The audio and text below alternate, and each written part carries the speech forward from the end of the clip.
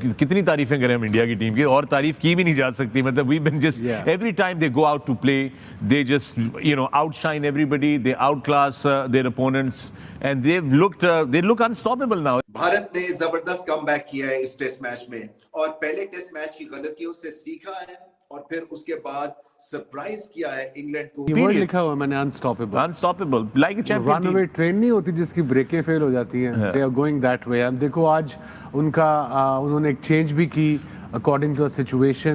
बहुत ही बड़ा मैच हुआ हिंदुस्तान बामुकाबला इंग्लिस्तान, और हिंदुस्तान ने बहुत बुरी तरह फेंटा लगाया इंग्लैंड को.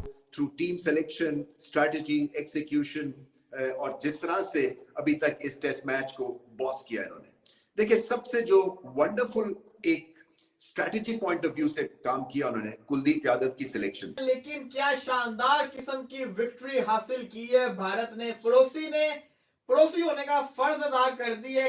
इंग्लैंड बहुत बुरी तरह हार आए इंडिया से, क्योंकि इंग्लैंड एक ऐसी ब्रांड ऑफ क्रिकेट खेल रहा है जो T20 का फॉर्मेट है वो 50 ओवर्स में ले आया. भाई साहब, ओ भाई साहब, क्या हो गया, ये क्या हो गया, ये कहाँ ले आए, कहाँ हालात बदल गए, ये कहाँ जज्बात बदल गए, कहाँ एहसासात बदल गए. पकड़ के बजा दिया आज इंग्लैंड का पकड़ के घंटा बजा दिया आज. ये बेसबॉल फुटबॉल घुस गया मेरे पास. लो बॉलर जैसबॉल ने बेसबॉल को हरा दिया, बुरी तरह से एक्सपोज करके रख दिया कि जो बातें कर रहे थे जिमी एंडरसन. सबसे पहले वो ब्रैंडन मैकलम जो कल बैठ के बकवास पेल रहा था कि हमें बेशक ये 600 का टारगेट देंगे तो हम वो भी चेज कर लेंगे, वो जिमी एंडरसन बैठ के बकवास पेल रहा है. अब कितनी तारीफें करें हम इंडिया की टीम की, और तारीफ की भी नहीं जा सकती. मतलब we been just every time they go out to play, they just outshine everybody, they outclass their opponents and they look unstoppable now. It's they look like a champion team. Word लिखा हुआ मैंने, unstoppable like a champion. Runaway train नहीं होती जिसकी ब्रेकें fail हो जाती हैं, they are going that way. अब देखो आज उन्होंने एक चेंज भी की according to the situation. Squad वो होना चाहिए जैसे इंडिया का या न्यूजीलैंड का है, बिकॉज कोई आपका इंजर होता है या आउट ऑफ टच होता है या आपने अकॉर्डिंग टू द ऑपोजिशन या पिच कोई और एक लड़का खिलाना होता है, आते ही पहली गेंद आपने स्पेल की, फर्स्ट बॉल पे got a wicket inside as.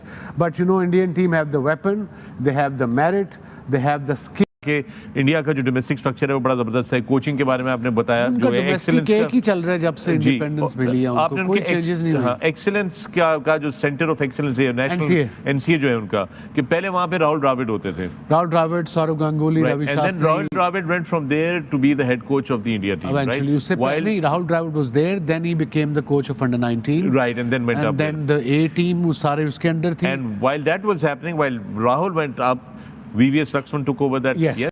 Bharat ने जबरदस्त कमबैक किया है इस टेस्ट मैच में, और पहले टेस्ट मैच की गलतियों से सीखा है और फिर उसके बाद सरप्राइज किया है इंग्लैंड को through team selection, strategy, execution, और जिस तरह से अभी तक इस टेस्ट मैच को बॉस किया इन्होंने.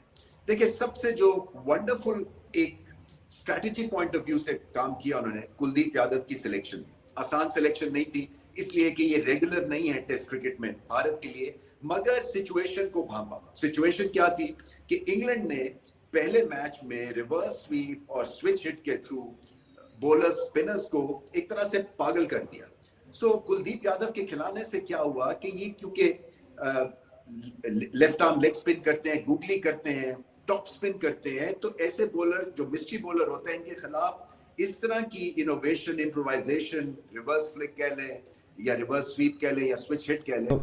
बहुत ही बड़ा मैच हुआ हिंदुस्तान बामुकाबला इंग्लिस्तान, और हिंदुस्तान ने बहुत बुरी तरह फेंटा लगाया इंग्लैंड को, और इंग्लैंड बहुत बुरी तरह हार आए इंडिया से, क्योंकि इंग्लैंड एक ऐसी ब्रांड ऑफ क्रिकेट खेल रहा है जो T20 का फॉर्मेट है वो 50 ओवर्स में ले आए. यार, यहाँ पे कौन इनिंग्स बनाएगा, कौन रन बॉल खेलेगा, कौन कंस्ट्रक्ट करेगा इनिंग्स, कौन एंकर करेगा, कौन स्लॉगिंग करेगा. वो T20 वाला दिमाग उठा के आप 50 ओवर्स में आ गए. Very sad to see that that England is headed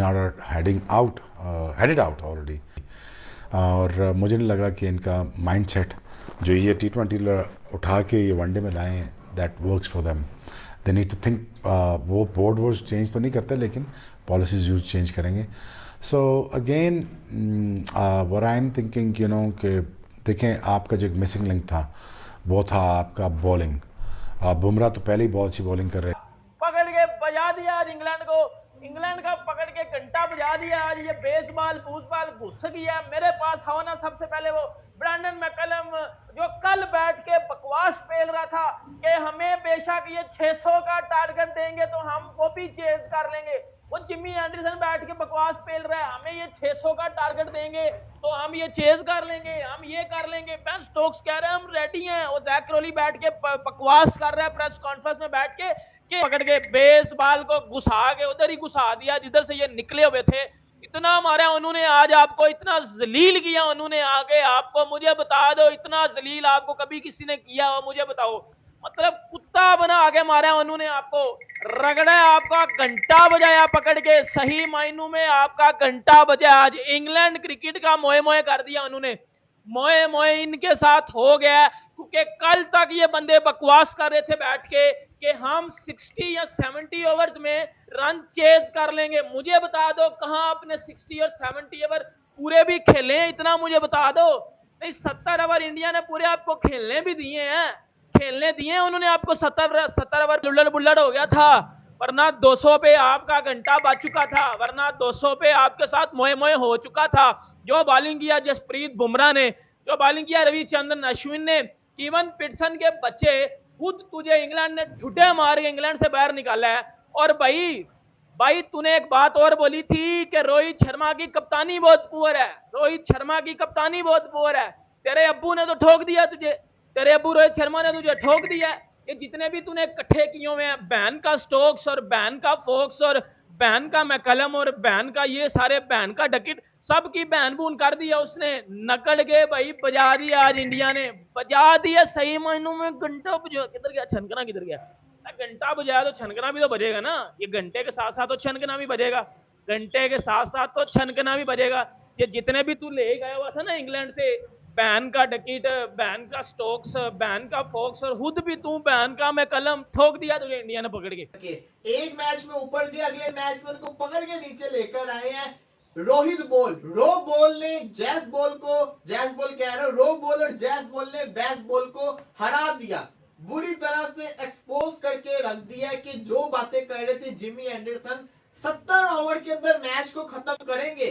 70 over के अंदर ही मैच खत्म हुआ है, 70 ओवर के अंदर ही मैच खत्म हुआ है. लेकिन रिजल्ट क्या है कि इंडिया जीत गई और इंग्लैंड हार गई. इसलिए कहते हैं कि बड़े बोल ना बोलो, 70 ओवर में चेस करेंगे. 70 ओवर के अंदर पहले बैटिंग तो कर लो, 70 ओवर पूरी. इंग्लैंड वाले 70 ओवर के अंदर ही आउट हो गए. लेकिन क्या शानदार किस्म के वर्ड्स बोल के गया था जिमी एंडरसन.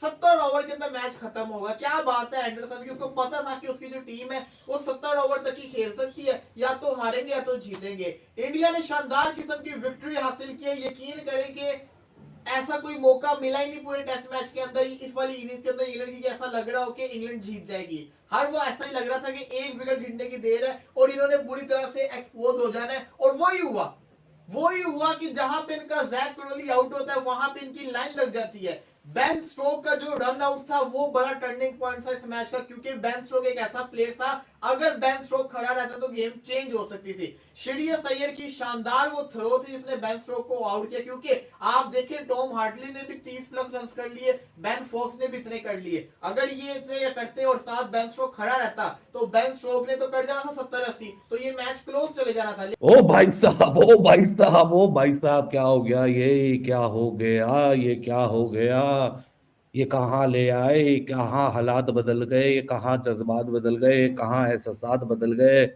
ये बिल्कुल वक्त बदल गया, हरकत बदल गई, सिचुएशन बदल गई. मतलब रोहित शर्मा ने सुबह से लगा के रखा हुआ था अक्षर पटेल को, और जसप्रीत बुमराह जब पहले स्पेल के बाद गया सुबह के बाद, तो उसके बाद तो अक्षर और अश्विन, ऐसा लग रहा था कि रोहित शर्मा ने कोई कमेटी वमेटी खुली है रोहित शर्मा की, जिसमें ये लिख के आया कि नहीं जी आप अक्षर पटेल और अश्विन के आगे नहीं देखेंगे.